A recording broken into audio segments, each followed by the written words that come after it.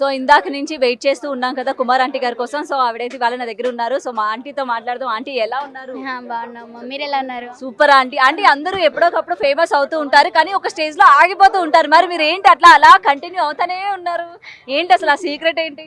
తెలీదు తెలీదు కానీ అది అంతా నాది కాదు, ఇదంతా నా కస్టమర్స్ది. ఇదంతా నేను ఇవాళ ఇలా ఉన్నాను అంటే, నేను ఇవాళ కడుపు నిండా అన్నం తింటున్నాను అన్నా కానీ, నేను ఇవాళ ఇలా మంచిగా 10 మందిలో పేరు తెచ్చుకున్నాను అన్నా కూడా నా కస్టమర్స్.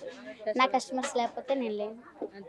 సో అలాంటి మిమ్మల్ని ఇవాళ ఏంటంటే సోను సూద్ గారు అసలు మాకెవరికి తెలియలేదు. అసలు మీకైనా తెలుసా? అసలు ఆంటీ గారు చెప్పొచ్చారా సోను సూద్ గారు వస్తున్నట్టు మీకు తెలుసా?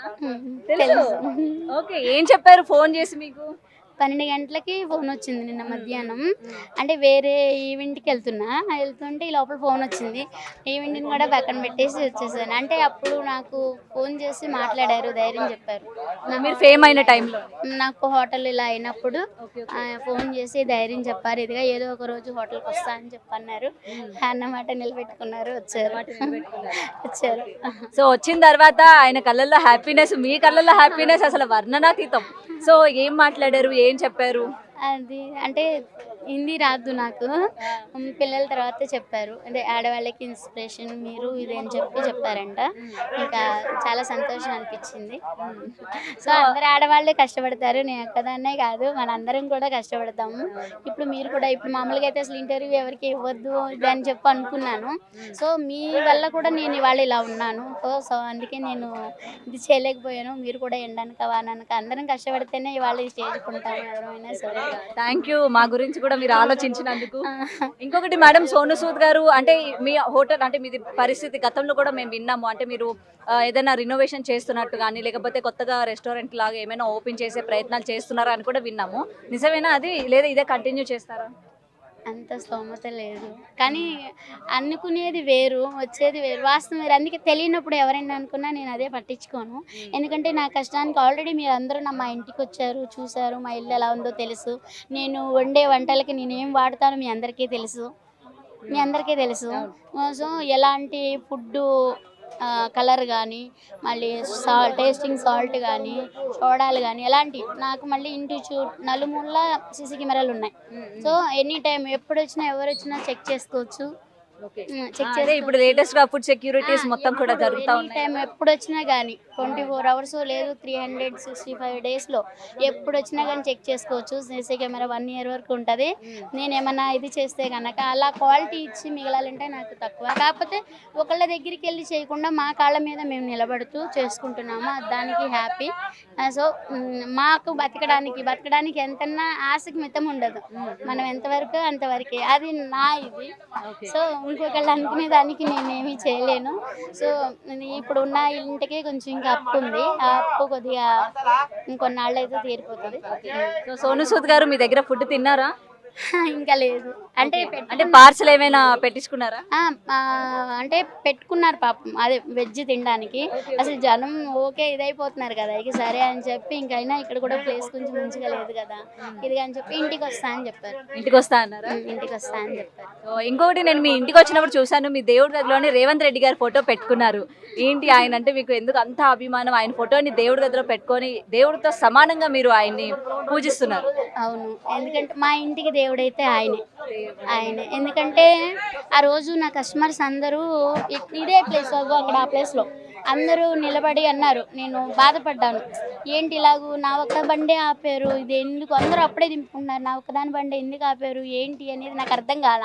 ఇప్పుడు ఏమైంది అని బతిమిలాడినా కానీ దింపనివ్వలేదు. ఎన్ఎస్కి వెళ్ళిపోయినప్పుడు బాధ కలిగి నేను ఇట్లా ఎదుగుతుంటే, అంటే మీరు బాధపడొద్దు, దేవుడు ఉన్నాడు, రాముడు వచ్చాడు, రామరాజ్యం వచ్చింది మనకి, రామరాజ్యంలో అన్యాయం ఉండదు, న్యాయమే ఉంటుంది, మీకంతా మంచి జరుగుతుంది, మీరు బాధపడకండి అంటూ ఇదే ప్లేస్లో నాకు జై శ్రీరామ్ అంటూ నినాదాలు చేశారు. నాకు అది అయితే నేను అసలు మర్చిపోలేకపోతున్నా.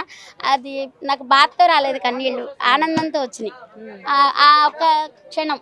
కానీ ఆయన ఉన్నారు అనే దానికి నిజంగా వాళ్ళు మరి మా కస్టమర్స్ నా దేవుళ్ళని నేను అన్నందుకు ఆ దేవుళ్ళ మాట నిజం చేసి ఆ తెల్లవారేసరికి 24 hours కాక ముందలే ఇలా సీఎం గారు స్పందించడం, ఇలా ట్విట్టర్ పెట్టి ఇది చేయడం అసలు నిజంగా ఆనందంతో నాకైతే అసలు కళ్ళం నీళ్ళు వచ్చేసినాయి ఆ రోజు. వచ్చారా? మిమ్మల్ని కలవడానికి వస్తా అన్నారు కదా. ఇంకా రాలేదు. వెయిట్ చేస్తున్నారా? సో మేము కూడా ఆ యొక్క బ్యూటిఫుల్ మూమెంట్ కోసం వెయిట్ చేస్తున్నాం. ఇంకొకటి మాకు బాగా వినిపిస్తుంది బిగ్ బాస్ సీజన్ 8 మీరు వెళ్ళబోతున్నారు అని, నిజమేనా? లేదు లేదు నిజం చెప్పండి, పర్లేదు. లేదు లేదు ఇంట్రెస్ట్ ఉందా పోనీ మీరు వెళ్ళడానికి? తెలీదు నాకు. ఫస్ట్ అట్లా అనుకుంటేనే అందరూ నవ్వుకున్నారు. అంటే తెలీదు నాకు అది బిగ్ బాస్ అంటే వంటల ప్రోగ్రామ్ అనుకున్నా. తర్వాత అంటే బిగ్ బాస్ కి తీసుకెళ్లారు కదా దానికి 7th ఏమో, అప్పుడు మా పిల్లలు చూపించారనమాట. ఇలా పల్లవి ప్రశాంత్ అన్నయ్య ఇలా విన్నర్ అయ్యాడు, ఇలా రైతు కుటుంబంలో నుంచి వచ్చి అని చెప్పన్నాక తర్వాత కొన్ని చూపించారనమాట. అయితే పిల్లలు అయితే చూస్తారు, నేనైతే అప్పుడు దాకా నాకు ఇదే సరిపోతుంది. నేను వింటే ఇక చిరంజీవి గారి పాటలు ఇవి పాటలు పెట్టుకుంటూ పని చేసుకుంటూ ఉంటాను అనమాట. అంటే అవి కూడా పిల్లలు పెట్టిస్తారు పాటలు, అయ్యే ఇక కంటిన్యూషన్ గా వస్తూనే ఉంటాయి. మొత్తానికి పవన్ కళ్యాణ్ గారిని బాగా గెలిపించేశారు, టీడీపీకి బాగా సపోర్ట్ గా నిలబడ్డారు గుడివాడలోని. ఆ రెస్పాన్స్ ఎలా ఉంది మొత్తం గుడివాడ ప్రజల దగ్గర నుంచి? బాగా అంటే బాగా ఉంది. అందరూ కూడా నాకు కంగ్రాచులేషన్స్ చెప్పారు. మళ్ళీ మొన్న వెళ్తే కూడా నాకు గిఫ్ట్ ఇచ్చారు. పవన్ కళ్యాణ్ గారు ఫోటో ఇచ్చారు నాకు గిఫ్ట్ గా, చాలా సంతోషం అనిపించింది. కలిసారా పవన్ కళ్యాణ్ గారిని? కలవలేదు. వెయిట్ చేస్తున్నారు అనమాట కలవడానికి.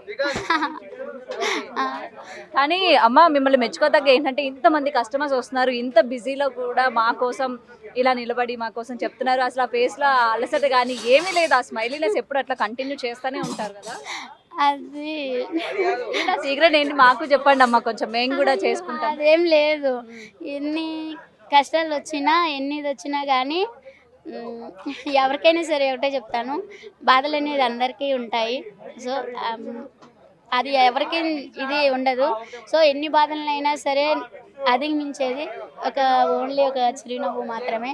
ఆ నవ్వు ఎప్పుడు మన దగ్గర ఉన్నంత వరకు ఎన్ని కష్టాలు వచ్చినా కానీ అది కష్టం అనిపించదు. మనం సంతోషాన్ని కోరుకుంటామా, కష్టాన్ని కోరుకుంటామా? కదా. అందుకోసం ఎన్ని కష్టాలు వచ్చినా కానీ నవ్వుతూ స్వీకరించాలి. So down to earth person ఎలా ఉంటారు ఏంటనేది మిమ్మల్ని చూస్తే తెలుస్తుంది. ఇంత ఫేమ్ అయినప్పటికీ కూడా ఎక్కడ కూడా గర్వం లేదు, ఏమీ లేదు.